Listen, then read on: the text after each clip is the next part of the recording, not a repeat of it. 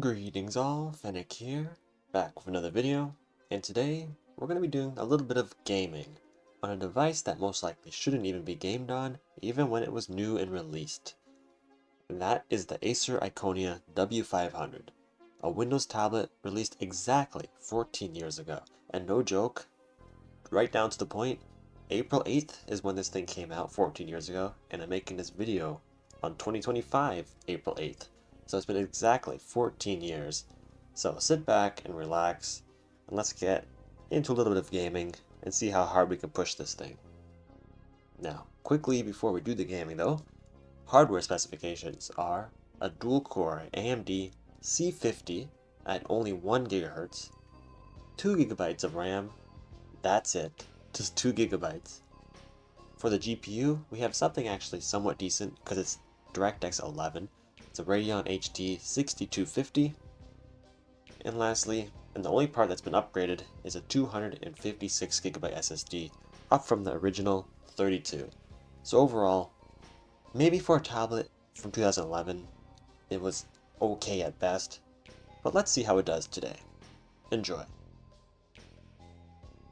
Now for our first test, we decided to go with TF2, because it's obviously an older game, much lighter, and it's honestly quite disappointed how badly it turned out, because later on we test Gmod, which is obviously the same engine, and it does much better, so I can only assume it's because it's just larger multiplayer, lots of people online, because we were running at the very lowest settings at 480p at 4:3, and we still got like what seems like 5 FPS.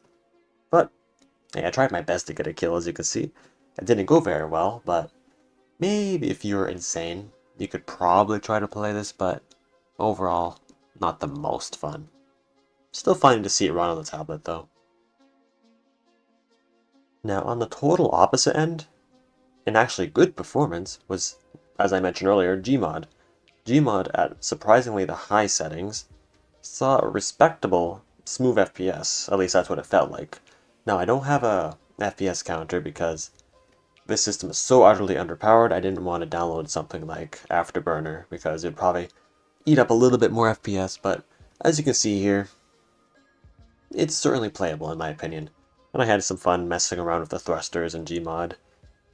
And yeah, surprisingly, as I said, high settings too, so not bad, very playable. Maybe not multiplayer, but we won't touch on that. And another game that was completely playable was the classic Minecraft. Now this is a modified version of Minecraft 1.2 with a weird version of Optifine, but overall, with this modded version of Minecraft meant for performance, aka once again Optifine, we see very, very impressive and playable frame rates of around 70 to even over 100, depending where you're looking in the map. Now yes, everything is super dramatically scaled back when it comes to resolution and render distance, but that gives us, once again, a very playable experience, and I had fun building up this little house you see, and honestly, setting up a little world. Kinda hurts to play on the screen after a while, but pretty fun overall. Good nostalgia feeling. Just make sure you have Optifine. Roblox up next, everybody's favorite blocky game, and this one was a bit interesting because this is actually the true 2014 Roblox client.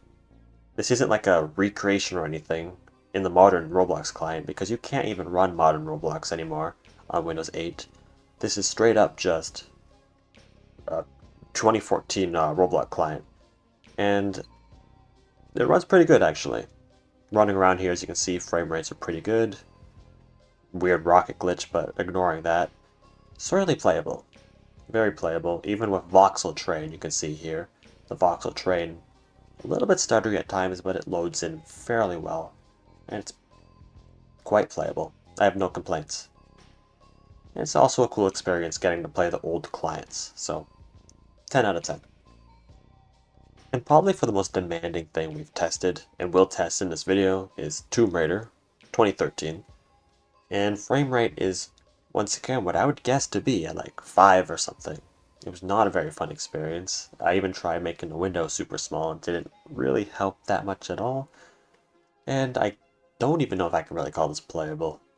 Like maybe if you were used to like the worst systems in the world, but like just take a look. It's funny to see it run on a tablet, of course, but not gonna get very much usability out of this. I think it's very funny how varying the games are. Some run super well, like Gmod, and then you got this. Like 2 out of 10. Now next up, I thought I would test a 2D game for the last one we're testing. And you would think a 2D game would run really well, but when it wants to run well, Dead Cells, which is a brilliant 2D platformer, it does run well. But the problem was, there was massive spikes, and not just your normal FPS spikes. These were like huge 5-second spans of being in a completely frozen state. Not completely sure what was wrong.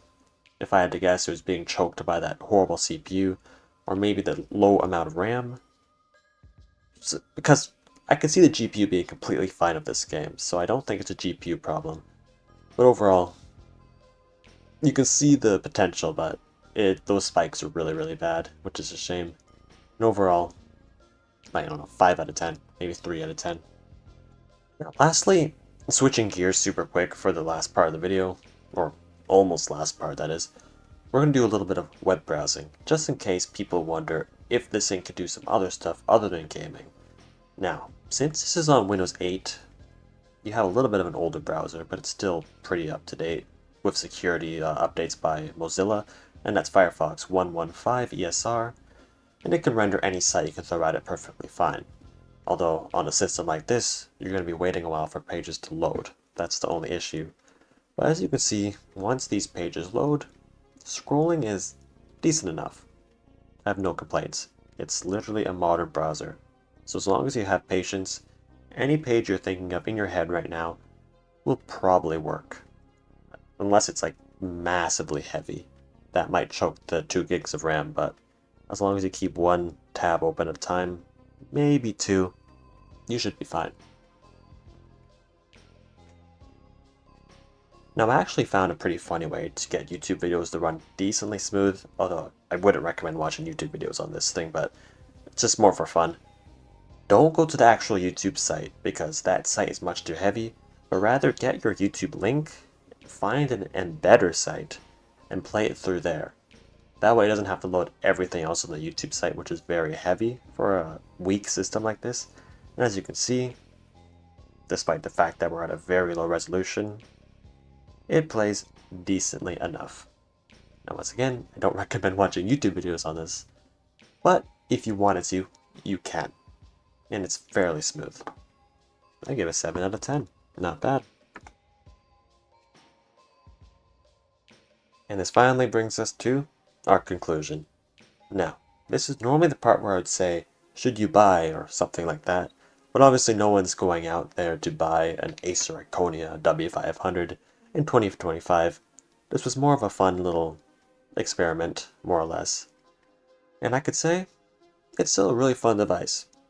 Minecraft, Gmod, old Roblox, and even YouTube, and a little bit of light web browsing, it's certainly a perfectly fine device to whip out and just understandingly knowing that it's very underpowered, but we all like old computers watching this video. I assume if you're here, you're into old computers anyways, so pretty fun. And if you found one for like 30 bucks on eBay, I'd say why not? Go pick it up. Because it's like 30 bucks, so you don't have much to lose. But anything more than 30 bucks, it ain't worth it. It only got 2 gigs of RAM. That's pretty unusable for larger things in 2025.